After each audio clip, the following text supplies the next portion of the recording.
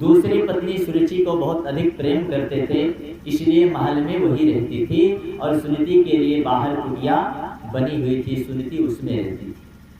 एक दिन की बात है, उत्तानपाद महाराज सिंहासन पर बैठे हुए थे और अपने पुत्र उत्तम को गोद में लेकर प्यार कर रहे थे, उससे प्रेम कर रहे थे, लाड लड़ा रहे थे।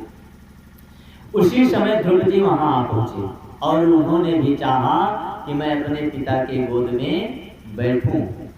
अक्सर करके प्रायः देखा जाता है, यदि हम किसी दूसरे बच्चे को अपने गोद में ले लें तो और जो दूसरा बच्चा होता है उसके मन में भी यह भाव आ जाता है कि उनको उतार कर हमको ले ले।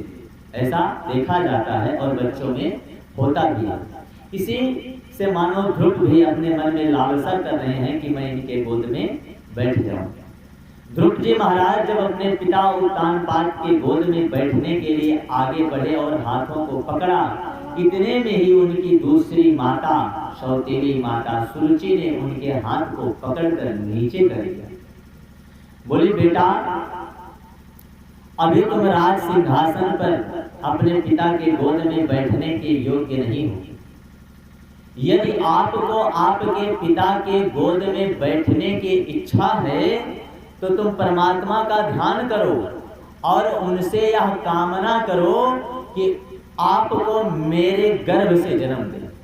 यदि आपका जन्म मेरे गर्भ से होगा तभी आपको यह सौभाग्य प्राप्त होगा कि आप अपने पिता के गोद में खेलें। यह बात बच्चे को लग गई।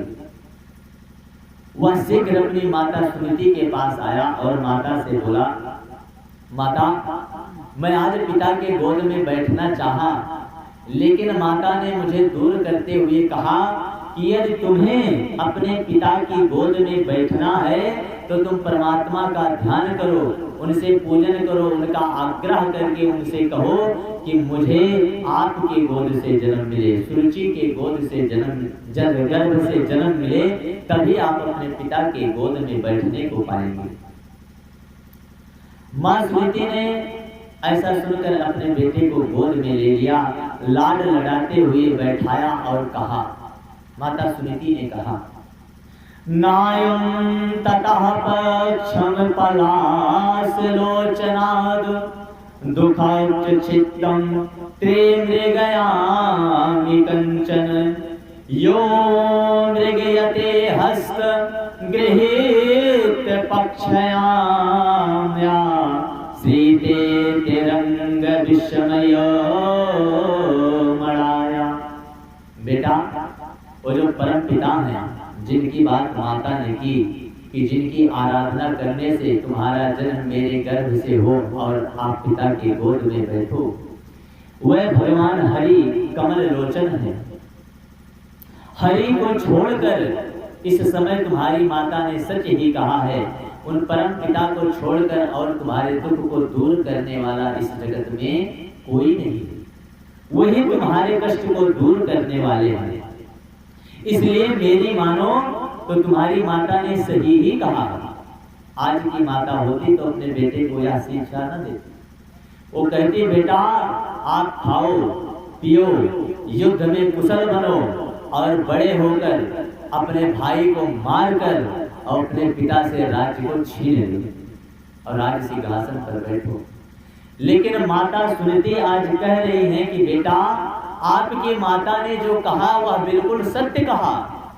आपको भगवान श्री हरि का ध्यान करना चाहिए।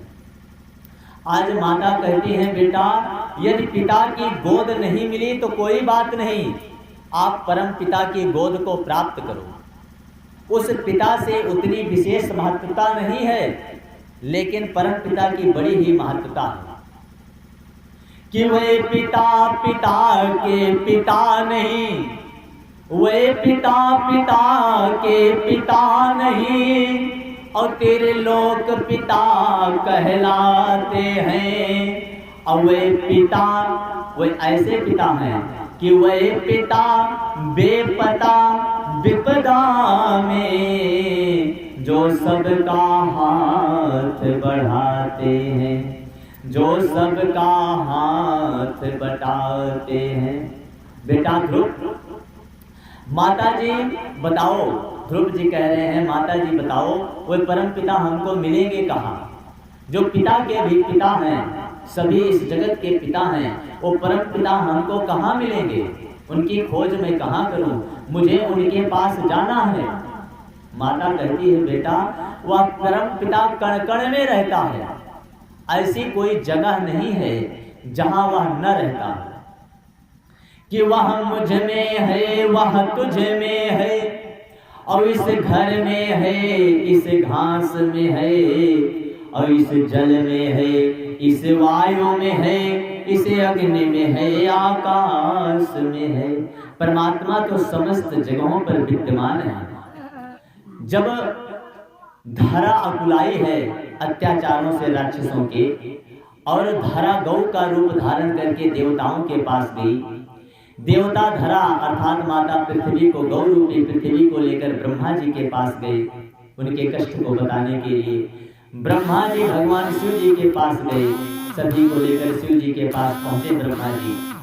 तो वहां पर सभी ने विचार किया कि हमको भगवान नारायण के पास चलकर अपने दुख को बताना चाहिए। उस समय भगवान शिव ने कहा कि हरि व्यापक सर बत्र समाना, प्रेम प्रगट होई मैं जाना, प्रेम प्रगट होई मैं जाना। किसी ऐसे वैसे ने नहीं कहा है, या भगवान शिव जी ने कहा है कि परमात्मा हर जगह समान रूप से व्याप्त है, लेकिन उसको प्रकट करने के लिए हमें प्रेम की आवश्यकता है, प्रबल प्रेम की आवश्यकता है। क्योंकि प्रबल प्रेम के पाले पड़कर प्रभु को नियम बदलते देखा, और निज का मान टले सो टले, पर भक्त का मान न टलते देखा। भगवान बंधने वाले हैं तो केवल प्रेम पास में, प्रेम बंधन में, और उन्हें किसी बंधन में बांधा नहीं जा सकता। माता सुनीति कहती है बेटा वह परमात्मा कण कण में है, लेकिन मेरी मानो तो उसको प्राप्ति करने के लिए एकांत की आवश्यकता है। आप एकांत को खोजो और वहां पर परमात्मा का ध्यान करो। आज यह 5 वर्ष का बालक ध्रुव अपनी माता की आज्ञा मानकर, अपनी माता की आज्ञा को लेकर के वन के लिए निकल पड़ा है।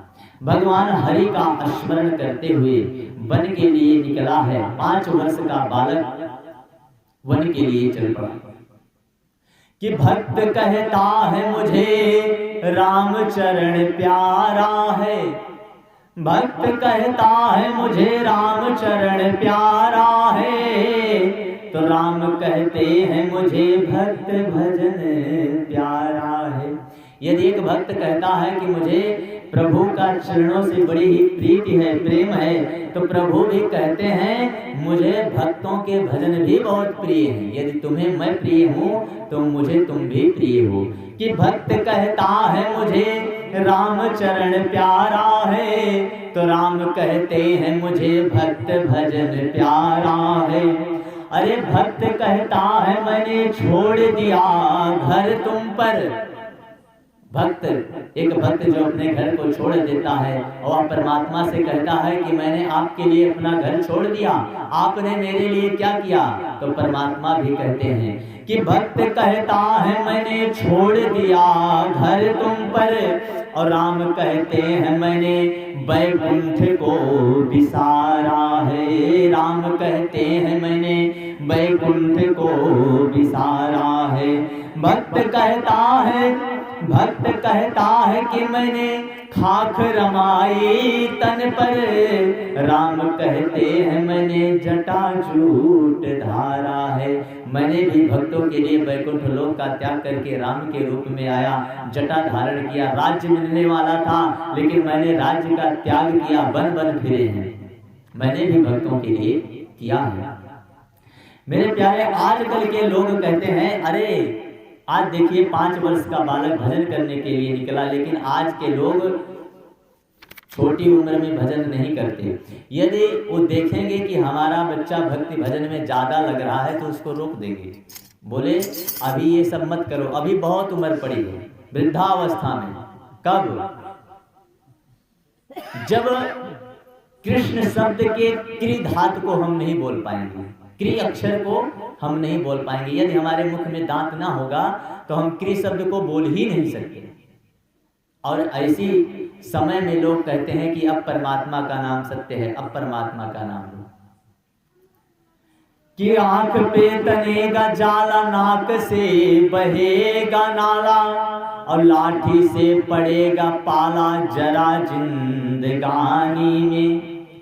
अरे भक्ति क्या करोगे तब, अरे शक्ति ना रहेगी जब, और राम नाम बोलने तुम्हारी बंदवानी में, कृष्ण नाम बोलने तुम्हारी बंदवानी में। अतः योग योग से वो भोग से वियोग करे। ये जो नाना प्रकार के भोग हम भोग रहे हैं इसको कुछ कम करें, और यदि भोग भोगने का मन ही करे तो परमात्मा को अर्पित करके भोगों को भोगें। कि भजन करिए भगवान का भरी जिंदगानी में। किसी ने कहा है कि राम नाम ना लीनो और तने भरी जवानी में, जा डूब के मर जा रे, जा डूब के मर जा रे, चुल्लू भर पानी में, जा डूब के मर जा रे, चुल्लू भर पानी में। जो परमात्मा का नाम युवावस्था में न ले सके, वृद्धावस्था किसी ने देखा थोड़ी है कि मैं वृद्ध होऊंगा तब परमात्मा का नाम लूंगा। हो सकता है हम युवानी तक ही ना पहुंचे, वृद्धावस्था की तो बात बहुत दूर है। तो परमात्मा का नाम प्रारंभ से ही लेना चाहिए। ऐसा भी नहीं है कि केवल परमात्मा का ही नाम लेना चाहिए, अपने कार्य को भी करते रहना चाहिए। कर से कर्म करे विधिनाना, मन राख्यो जहाँ कृपा निधाना। अपने मन को परमात्मा के चरणों में लगाते हुए अपने समस्त कर्मों को करते रहो। कोई रोकता नहीं कि अपने कार्य को बंद करके आप भगवान का नाम लो, लेकिन लो, अपने कर्म को करते रहो और मन से भगवान के चरणों में लगे रहो। भगवान के दरबार में मन की उपस्थिति परम अनिवार्य है। जैसे कोई नौकरी करता है तो वहां पर शरीर की उपस्थिति अनिवार्य है। मान लीजिए हमारा शरीर थोड़ा बीमार है तो हम मन में सोचते हैं कि हम चलेंगे काम पर, मान लीजिए काम नहीं कर पाएंगे, इधर उधर करेंगे, बैठे रहेंगे, हमारी हाजिरी चढ़ जाएगी। तो वहां पर हम गए, काम में हमारा मन नहीं लग रहा है, इधर उधर ही कर रहे हैं, लेकिन फिर भी हमारी हाजिरी चढ़ गई, वेतन मिलना है। लेकिन परमात्मा के यहाँ ऐसा नहीं है। परमात्मा के यहाँ शरीर की उपस्थिति नहीं चलता। आप शरीर से बैठे हैं, कथा श्रवण कर रहे हैं और मन आपका घर में लगा है, तो आप यहाँ से अनुपस्थित हो गए, उपस्थित नहीं माने जाएंगे। परमात्मा के दरबार में मन की उपस्थिति परम अनिवार्य है। यदि हम घर पर किसी कार्य में फंसे हैं और हमारा मन कथा में लगा है तो परमात्मा इस कथा में उसकी उपस्थिति दर्ज कर देते हैं। और कथा पंडाल में बैठे हैं, मन घर पर लगा है कि घर पर क्या हो रहा होगा, बच्चे क्या कर रहे होंगे, तो फिर यहाँ पर हम उपस्थित नहीं माने जाते। तो कर से कर्म करहूं विधि नाना, मन राखूं जहाँ कृपा निधाना। परमात्मा में अपने मन को लगाते हुए अपने समस्त